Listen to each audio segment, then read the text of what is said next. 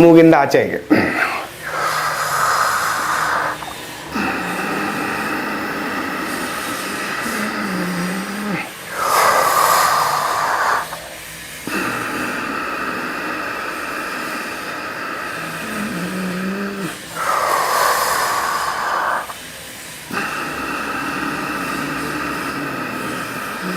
ಇದರಿಂದ ನಿಮ್ಗೆ ಏನು ಬೆನಿಫಿಟ್ ಅಂದರೆ, ಒಂದು ನಿಮ್ಮ ನಾಲಿಗೆನಲ್ಲಿ ಇರೋ ಟೇಸ್ಟ್ ಬಡ್ಸ್ ಇರ್ತವೆ ಮೇಲೆ, ಆ ಟೇಸ್ಟ್ ಬಡ್ಸು ಎಲ್ಲ ಆ್ಯಕ್ಟಿವೇಟ್ ಆಗ್ತವೆ.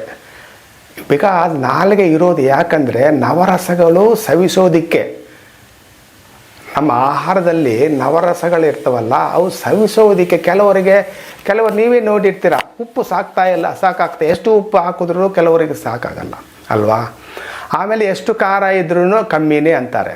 ಅದು ಯಾಕೆ ಅಂತಾರೆ ಅಂದರೆ, ನಾಲಿಗೆ ಮೇಲೆ ಇರೋ ಟೇಸ್ಟ್